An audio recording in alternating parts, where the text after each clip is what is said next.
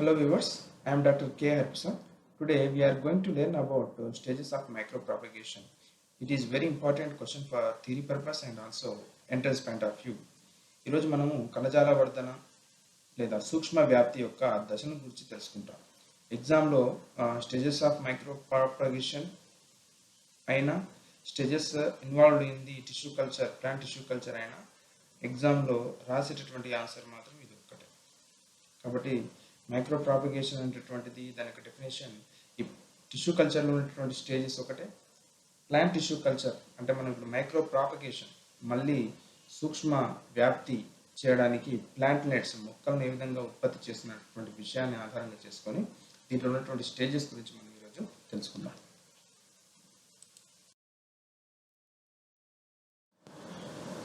Micro propagation definition. It can be defined as asexual multiplication of plants in a small area of glass vessel under controlled environment. సూక్ష్మ వ్యాప్తి అనేటటువంటిది ఇది ఒక అలైంగిక ప్రత్యుత్పత్తి విధానం లాంటిది.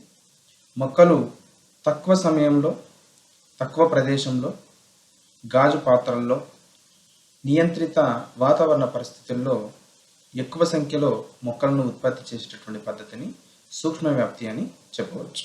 The plant tissue culture technique is providing a very useful alternative which allows rapid propagation of desired plant species. ఈ micro propagation అనేటటువంటి ఈ పద్ధతికి ప్లాంట్ టిష్యూ కల్చర్ టెక్నిక్ అనేటటువంటిది చాలా ఉపయోగకరంగా ఉండి మొక్కలను వాంఛనీయమైనటువంటి మొక్కలను తక్కువ సమయంలో ఎక్కువ సంఖ్యలో ఉత్పత్తి చేయటాన్ని ఈ టిష్యూ కల్చర్ ప్రోత్సహిస్తుంది. These plants are disease free. ఈ టిష్యూ కల్చర్ టెక్నిక్ ద్వారా ఏర్పడినటువంటి ఈ మైక్రో ప్రాపగేషన్ ద్వారా ఏర్పడినటువంటి ఈ మొక్కలు ఎల్లప్పుడూ కూడా వ్యాధిని కలుగచేయవు, అంటే వ్యాధి రహితాలుగా ఉంటాయి. ఇవి ఆరోగ్యవంతమైనటువంటి మొక్కలుగా చెప్పబడతాయి.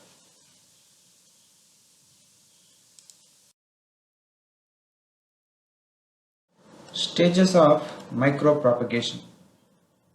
In this, you can see the 5 stages.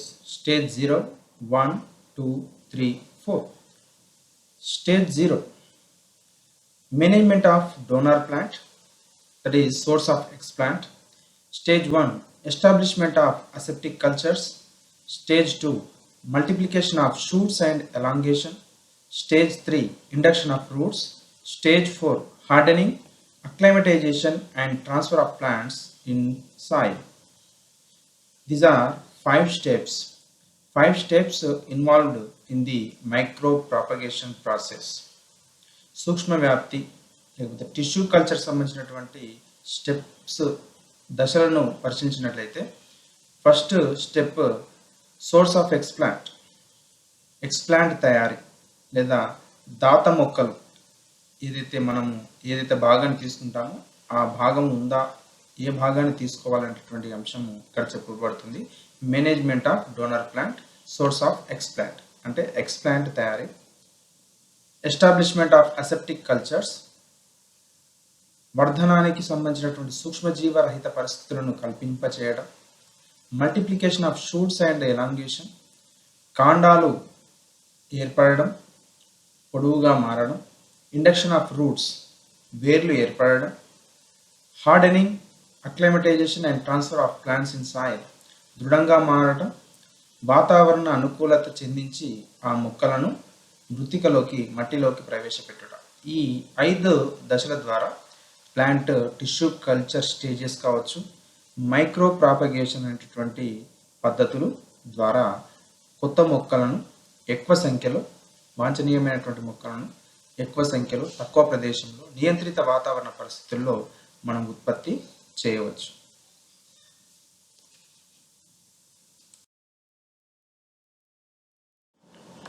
The first one stage 0, management of donor plant or source of explants. దాత మొక్కను లేదా ఎక్స్ప్లాంట్ను ఎన్నుకోవడం. Particularly in tree species, the juvenile branches are used to obtain explants. The juvenile branches means young branches. లేతగా ఉన్నటువంటి ఆ మొక్క భాగాలను ఎక్స్ప్లాంట్గా వినియోగిస్తారు.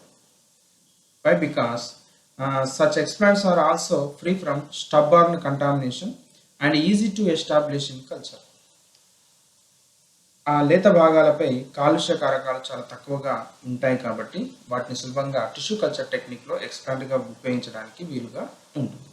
In other cases, the plants are maintained in clean environment of greenhouse and explants obtained from them are comparatively better than those obtained from the field conditions. Only mainly greenhouse plants are selected as explants because they are comparatively better than those obtained from the field conditions.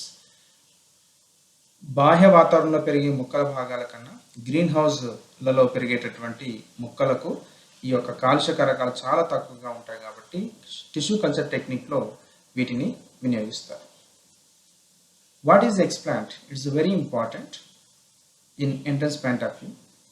A small piece tissue or leaf disc or organ excised from plant that is used for culturing is called an explant. ఏదైతే చిన్న మొక్క భాగాన్ని కావచ్చు, పత్రం యొక్క disc కావచ్చు, organ ఏదైనా ఒక మొక్క యొక్క భాగాన్ని ఒక మొక్క నుంచి కత్తిరించి బయటకు తీసి కల్చర్ చేయడానికి ఉపయోగించే భాగాన్ని ఎక్స్ప్లాంట్ అని అంటారు. అంటే ఇక్కడ సింపుల్గా మొక్క యొక్క ఏ భాగానైనా ఎక్స్ప్లాంట్గా ఇక్కడ చెప్పవచ్చు. టిష్యూ కల్చర్లో వాడే ఏ భాగానైనా ఎక్స్ప్లాంట్గా మనం చెప్పవచ్చు. Okay, best examples are root, stem, shoot tip, leaf, seed, anther, ovule, ovary, embryo etcetera. All the plant parts are used as explant. అన్ని మొక్క భాగాలు కూడా ఎక్స్ప్లాంట్గా వినియోగించబడతాయి.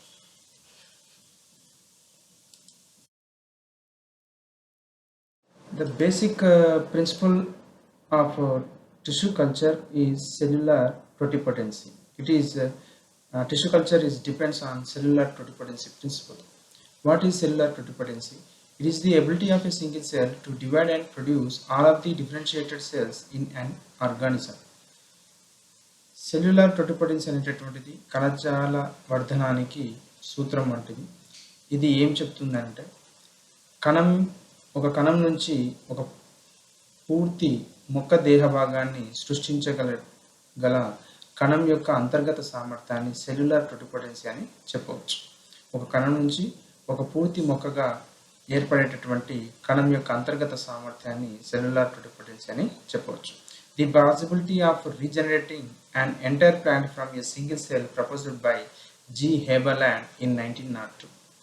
Hence, he is now popularly called as father of tissue culture. Haberland is called as father of tissue culture. కణజాల వర్ధనానికి పితామహుడుగా హేబర్లాండ్ను చెప్తారు. ఎందుకంటే ఇతను మొక్క ఒక కణం నుంచి పూర్తి దేహ భాగాన్ని సృష్టించగలుగుతుందని ప్రతిపాదించినటువంటి శాస్త్రవేత్త. Very important question in BED and PG entrance point of view.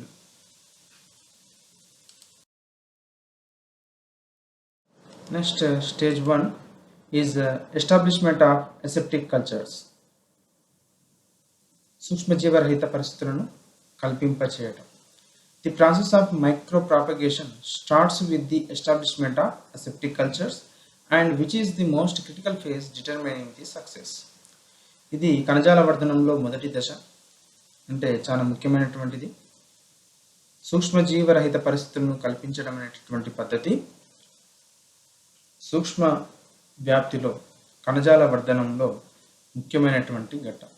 ఇది సరిగా లేకపోతే విజయవంతంగా ఆ టిష్యూ కల్చర్ ప్రాసెస్ జరగడం అనేటటువంటిది జరగదు. ఎందుకంటే సూక్ష్మజీవులు ఆ కణజాలాన్ని దెబ్బతీస్తాయి కాబట్టి అక్కడ మనం చెప్పుకున్నటువంటి ఏ వర్క్ కూడా ప్రోటోకాల్ అనేటటువంటిది సరిగ్గా ముందుకు సాగదు. కాబట్టి establishment of aseptic culture is the very important critical phase to determine the success. Explants have to be treated with suitable chemosterilant to make them free from contamination. Explants have to be treated with the chemosterilant to make them free from contamination. సూక్ష్మజీవుల నుంచి explant భాగాలను పూర్తిగా సూక్ష్మజీవరహితం చేయడానికి రసాయన కారకాలను వినియోగించాల్సి ఉంటుంది. These are the chemosterilants. That is, one is calcium hypochlorite, sodium hypochlorite, mercury chloride, silver nitrate, bromine water, hydrogen peroxide, and antibiotics. All these are called as suitable chemosterilant to treat the explant free from the contamination. ఎక్స్ప్లాంట్ను సూక్ష్మజీవరహితం చేయడానికి ఈ క్రింది రసాయనాలను మనం చెప్పినటువంటి రసాయనాలను వాడటం జరుగుతుంది. Next point is very important in entrance point of view. Seeds are surface sterilized with mercury chloride and other explants are sterilized with sodium hypochlorite. Seeds are surface sterilized with mercury chloride. విత్తనాలను mercury క్లోరైడ్తో సూక్ష్మజీవరహితం చేస్తారు. మొక్క యొక్క ఇతర explant భాగాలను sodium హైపోక్లోరైడ్తో శుద్ధి చేయడం జరుగుతుంది.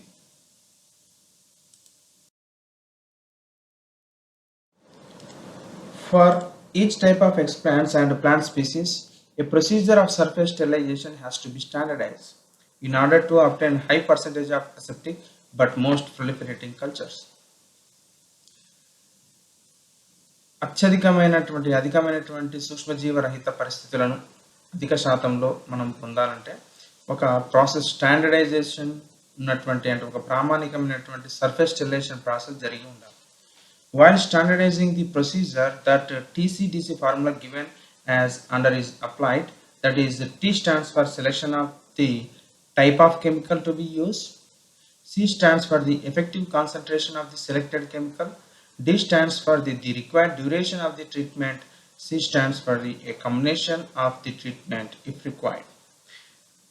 T means type of the chemical, rasayana rakam, C concentration of the selected chemical, ghadata, D duration of the treatment, ఎంత సమయము ఆ కెమికల్లో ఉంచుతున్నాం అనేటటువంటిది, C a combination of the treatment.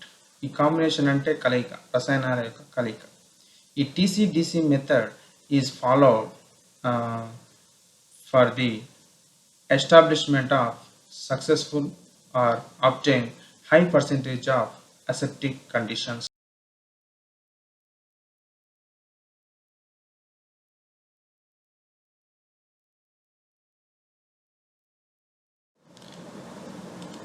Explants obtained from the old branches, it may require a harsh treatment of longer duration involving one or more chemicals.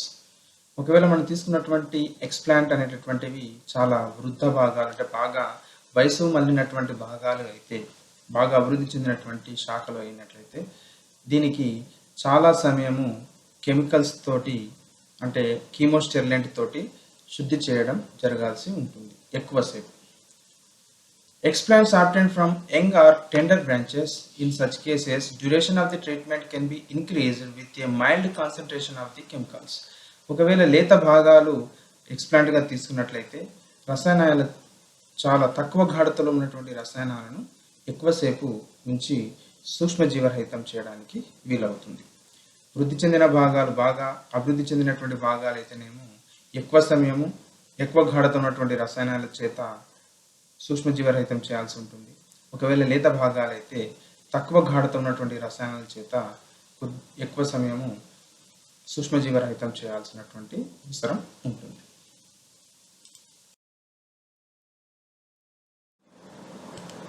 Preparation of nutrient medium.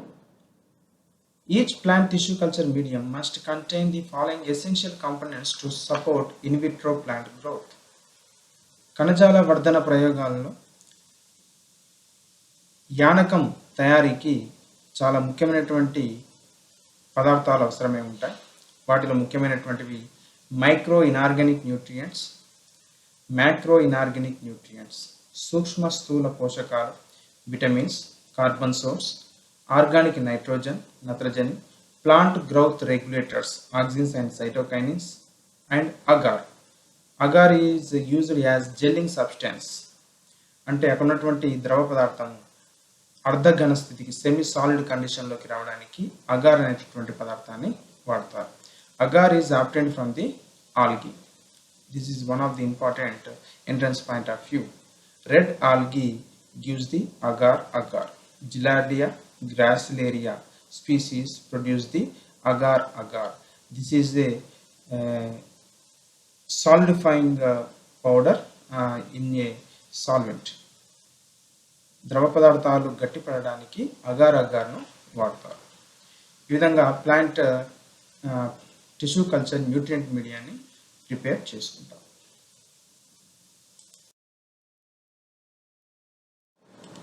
After obtaining the explant and nutrient medium, the next process undergoes into the autoclaving method. In this method, culture vessels and nutrient medium are generally sterilized by heating in an autoclave at 121 degrees Celsius, 15 Elbs pressure for 15 minutes. This is the autoclave measurements: 121 degrees Celsius, 15 Elbs pressure for 15 minutes. All the culture vessels and nutrient medium are generally sterilized. This is the autoclave mission. This is the laminar airflow chamber. The next step is inoculation.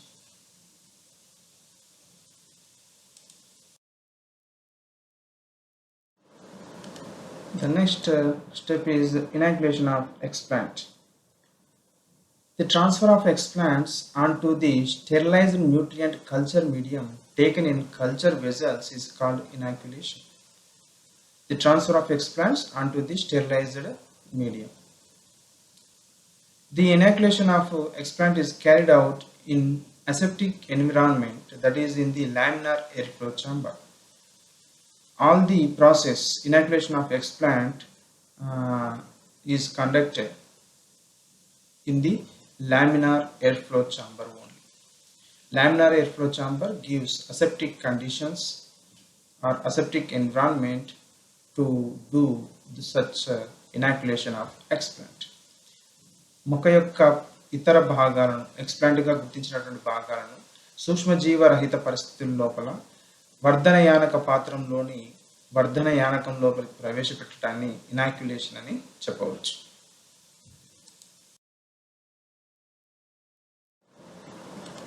The next step is incubation of culture. After inoculation the explant, the cultures are incubated in culture room with controlled temperature and light, and observing the cultures at regular intervals in the culture room.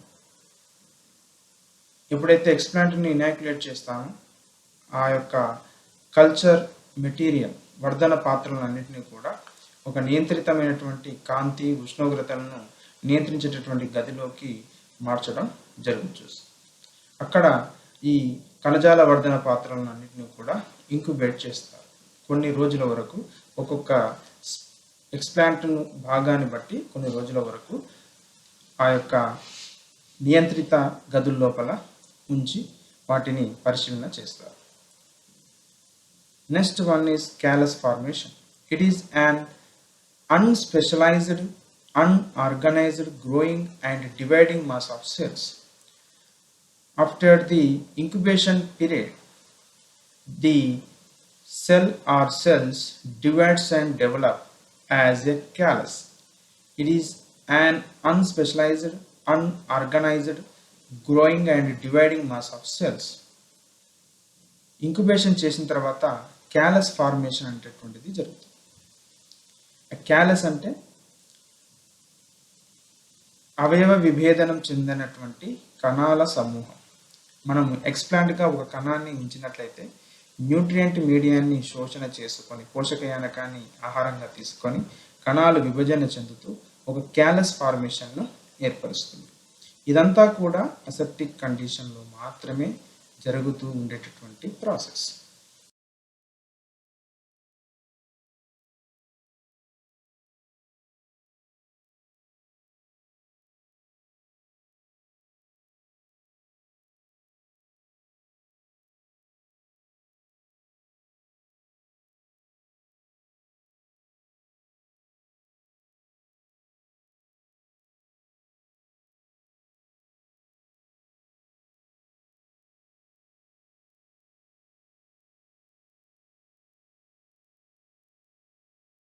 The next stage 2 is multiplication of shoots and elongation. కాండాల యొక్క వృద్ధి మరియు పెరుగుదల. Cytokinins are generally incorporated individually or in combination with a small quantity of auxins to stimulate shoot multiplication. Here, plant growth hormones are used in the process of the multiplication of the shoots and elongation process. ఇక్కడ సైటోకైనిన్లు అనేటటువంటి పెరుగుదల వృద్ధి కారకాన్ని ఈ యొక్క వర్ధనయానకానికి కలపడం చేస్తారు. ఇక్కడ కేవలం సైటోకైనిన్స్ అయినా వాడవచ్చు, లేకపోతే దానికి కాంబినేషన్లో ఆక్సిన్లను కూడా కలిపి వాడటం జరుగుతుంది. ఆ విధంగా చేస్తే క్యాలస్ నుంచి మనకు షూట్ సిస్టమ్స్ డెవలప్ అవుతాయి. అంటే క్యాలస్ నుంచి ఉన్నటువంటి కణాలు కాండాలను ఏర్పరచడం అనేటటువంటిది గమనిస్తాం. The next important thing is called as collagenesis. This is one type of term, collagenesis. It means shoot formation. కాండాలు ఏర్పడటం అనేటటువంటిది కణజాల వర్ధనంలో జరిగితే దాన్ని కాలోజెనసిస్ అని చెప్తాం. దీనికి ప్రాసెస్ ఏంటి? The combination of plant growth hormones ఏంటి అనేటటువంటిది చూస్తే high concentration of cytokinins plus low concentration of auxins gives rise to shoots in the callus. Callus లోపల కాండాలు పెరగాలంటే అధిక గాఢతలో సైటోకైనిన్లు, అల్ప గాఢతలో ఆక్సిన్లు ఉండాల్సినటువంటి అవసరం ఉంటుంది. That is called as callogenesis. Very important thing. Entrance point of వ్యూలో ఈ క్వశ్చన్ ఖచ్చితంగా అడగబడుతుంది.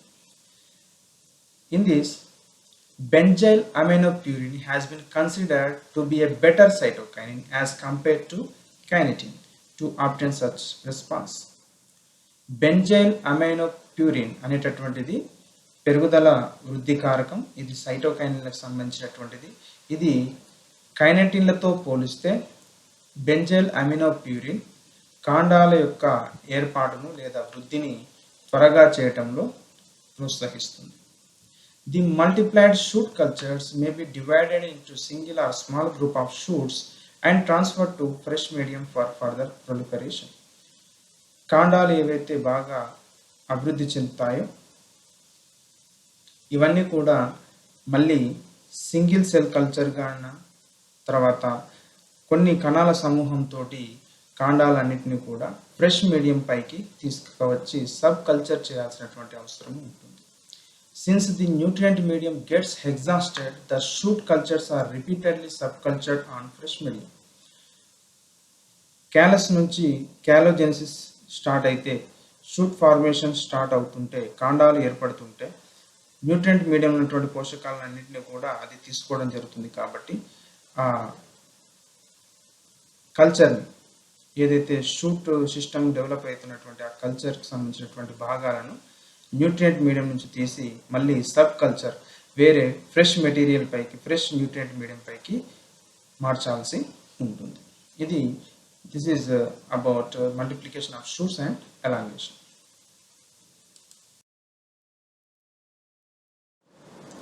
Stage 3 is induction of roots where ఏర్పడటం.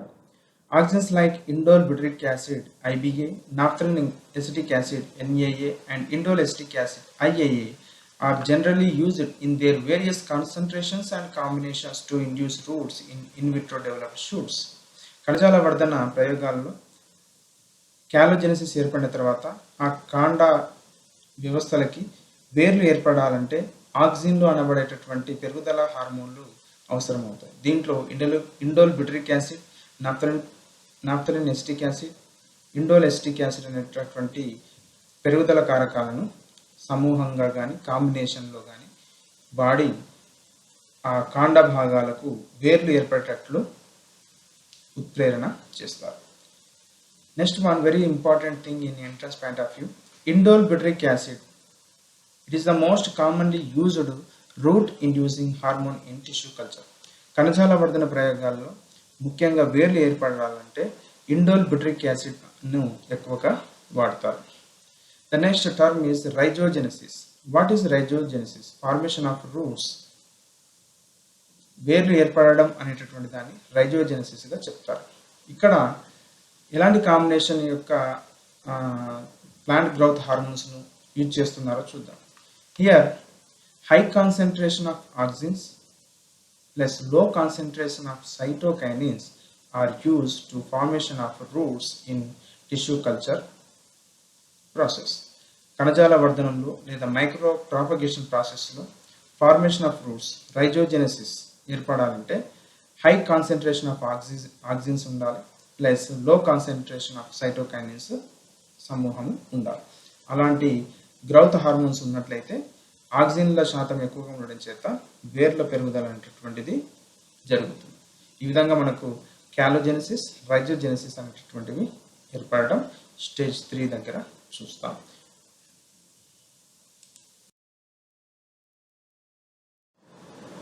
In order to obtain callus-free roots, method of pulse treatment with auxin is adopted. Callus లేకుండా వేర్లు ఏర్పడేటటువంటి పద్ధతి pulse treatment పద్ధతి ద్వారా వేర్లు ఏర్పడటాన్ని మనము చూడవచ్చు.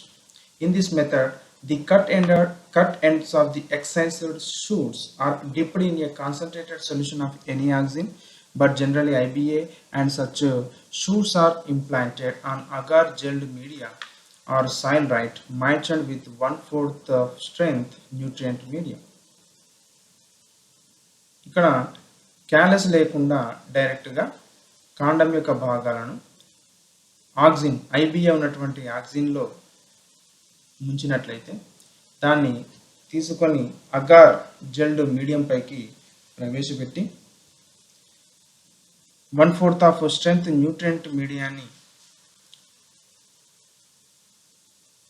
అక్కడ ఉంచినట్లయితే మనకు రూట్ వేర్లు ఏర్పడడం అనేటటువంటిది మనం గమనిస్తాం. Roots induced through this method or longer and have more laterals. ఈ విధంగా క్యాలస్ ఫ్రీ రూట్స్ ఏర్పడితే ఈ యొక్క పల్స్ ట్రీట్మెంట్ ద్వారా ఏర్పడినటువంటి వేర్లు చాలా పొడవుగా ఉంటాయి, తర్వాత పార్శ్వ వేర్లు కూడా చాలా ఎక్కువగా ఉంటాయి. Such plantlets with such roots are better to harden and acclimatize in subsequent phase. ఈ విధంగా పల్స్ ట్రీట్మెంట్ ద్వారా ఏర్పడినటువంటి ప్లాంట్లైట్స్ అనేటటువంటివి వాటి రూట్స్ వేర్లు చాలా పొడవుగా పార్శ్వ వేర్లు ఎక్కువగా ఉండడం చేత ఇవి నెక్స్ట్ స్టెప్ అయినటువంటి అక్లమటైజేషన్ ఆఫ్ ది ప్లాంట్లైట్స్ వాతావరణ అనుకూలత చెందించడం అనేటటువంటి పద్ధతి చాలా సక్సెస్ఫుల్గా అంటే విజయవంతంగా పూర్తవుతుంది. The next important term is organogenesis. What is organogenesis? Formation of shoots and roots from callus is called organogenesis. Callus నుంచి కాండం వేర్లు ఏర్పడితే రెండు భాగాలు అంటే మొక్క యొక్క ప్రధానమైనటువంటి వేరు కాండ భాగాలు రెండు ఏర్పడితే దాన్ని ఆర్గానోజెనసిస్ అని ప్లాంట్ టిష్యూ కల్చర్లో లేదా మైక్రో ప్రాపగేషన్లో చెప్పబడుతుంది. This is very important term organogenesis. Rhizogenesis formation of roots, callogenesis formation of shoots. Both are combined together called as organogenesis, formation of shoots and roots from the callus. This is very important in entrance point of view.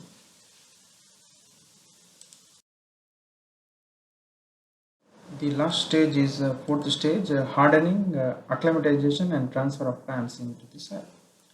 Tissue culture plants, when transferred ex vitro, cannot withstand the transplantation shock and die. Tissue culture ప్లాంట్స్ని ఎప్పుడైతే డైరెక్ట్గా నియంత్రిత పద్ధతిలో వాతావరణం ఉన్నటువంటి ఆ మొక్కలను బహిరంగంగా మట్టిలోకి ప్రవేశింపచేసినట్లయితే అవి ఎన్విరాన్మెంట్ షాక్కి గురై చనిపోవడం జరుగుతుంది.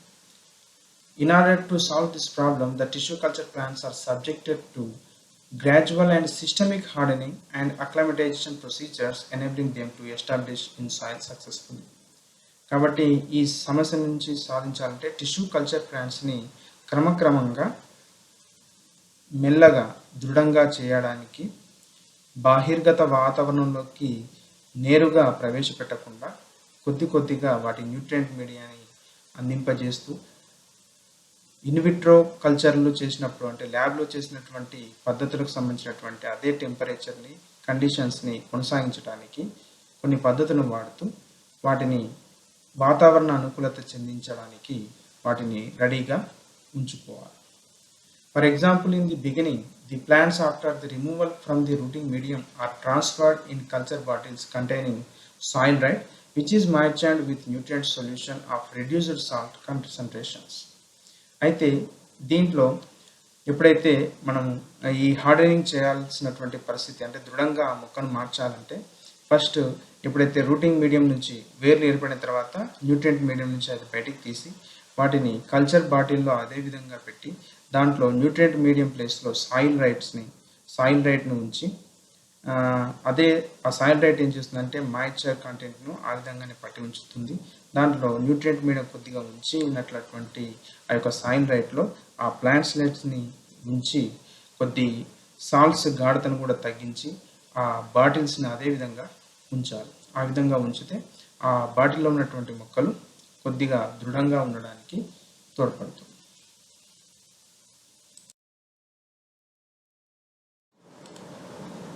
Culture bottles are kept in culture room in aseptic environment with their caps closed. In this step only so close and nutrients are withdrawn.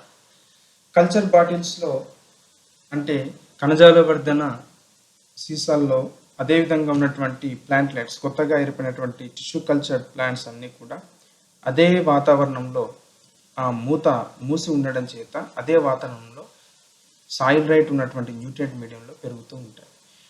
క్రమంగా గ్రాడ్యువల్గా దాంట్లో ఉన్నటువంటి న్యూట్రియంట్స్ అంటే పోషకాలను తగ్గిస్తూ మెల్లగా వాటిని దృఢపరచాల్సిన అంటే హార్డనింగ్ చేయాల్సినటువంటి అవసరం ఉంటుంది. Such bottles are subsequently shifted to greenhouse environment, which maintains a reducing humidity gradient 80 to 55%, a temperature regime of 28 to 32 degrees Celsius, and a light intensity which is about 10 times higher than the culture room. ఈ విధంగా ఉన్నటువంటి బాటిల్స్ని క్రమంగా green house ఉన్నటువంటి environment వాతావరణం లోపలికి ఈ బాటిల్స్ని చేర్చాల్సి ఉంటుంది. ఆ విధంగా చేర్చితే అక్కడ ఇంతకుముందు కల్చర్ రూమ్లో ఉన్నటువంటి టెంపరేచర్లు క్రమంగా ఇక్కడ పెరుగుతాయి. హ్యూమిడిటీ అక్కడ ఉన్నటువంటి మాయిశ్చర్ హ్యూమిడిటీ తగ్గుతుంది. తర్వాత లైట్ ఇంటెన్సిటీ కాంతి తీవ్రత ఆ గ్రీన్ హౌస్ ఎన్విరాన్మెంట్లో ఆ ఛాంబర్లో జరుగుతుంది. The caps of the culture bottles are gradually open and the plants are allowed to grow for little more time in bottles. అవే వర్ధన పాత్రల లోపల ఉన్నటువంటి వాటి యొక్క మూతలను తీసివేసి మెల్లమెల్లగా ఆ వర్ధన పాత్రల్లో ఆ మొక్కలు పెరిగేటట్లు చేయాలి. The bottles are gradually shifted towards low humidity regimes in the green house. అదే గ్రీన్ హౌస్లో లో హ్యూమిడిటీ చాలా తక్కువ తేమ ఉన్నటువంటి ప్రాంతం దగ్గర వాటిని ఉంచాల్సి ఉంటుంది. When plants attain a reasonable height, they are transferred to poly bags containing normal garden soil. ఎప్పుడైతే ఆ సీసాల్లో లేదా వర్ధన పాత్రలో ఉన్నటువంటి మొక్కలు పొడవుగా పెరగడం ప్రారంభించిన తర్వాత వాటిని పాలిథిన్ బ్యాగ్స్ ఉన్నటువంటి నార్మల్ సాయిల్ ఉన్నటువంటి వాటి లోపలికి మార్చాల్సి ఉంటుంది. Plants in polybags acclimatize to greenhouse environment and become suitable for transfer to either field or nursery. ఏదైతే పాలిథిన్ బ్యాగ్లో ఉన్నటువంటి మామూలు మట్టిలో పెరుగుతున్నటువంటి ఆ యొక్క ప్లాంట్లెట్స్ మొక్కలు టిష్యూ కల్చర్ ప్లాంట్లెట్స్ వీటిని అన్నిటిని కూడా మెల్లగా డైరెక్ట్గా ఫీల్డ్ కండిషన్ లోపలికి తీసుకొని అక్కడ ఆ మృతిక లోపలికి డైరెక్ట్గా పాలిథిన్ బ్యాగ్ తీసేసి ఆ ప్లాంట్లెట్ను విడిగా నాటినట్లయితే అది గ్రాడ్యువల్గా అక్లైమటైజేషన్ చెందుతుంది. అంటే క్రమక్రమంగా వాతావరణ అనుకూలత చెంది డైరెక్ట్గా ఆ ప్లాంట్లెట్ బతకడం స్టార్ట్ అవుతుంది. This is about tissue culture or micro propagation stages. ఎగ్జామ్లో మైక్రో ప్రాపగేషన్ స్టేజెస్ అన్న టిష్యూ కల్చర్ స్టేజెస్ అన్న ఇంతకుముందు చెప్పినటువంటి ఈ 5 స్టేజెస్ కూడా దాని పూర్తిగా వివరణ రాయాల్సి ఉంటుంది.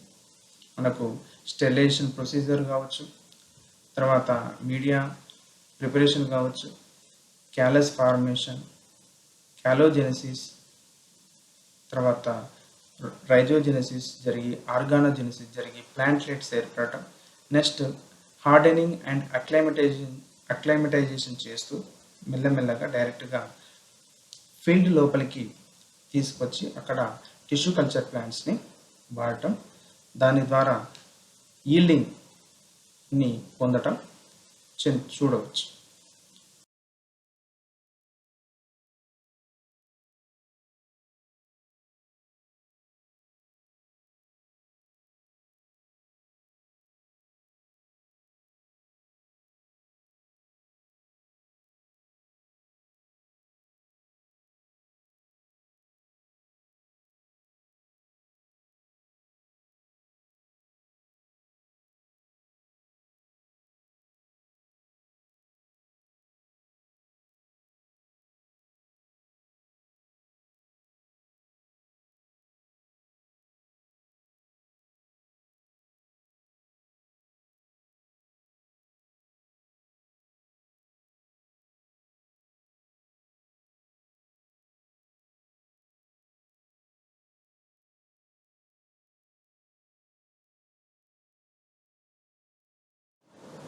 Last one is application of micropropagation.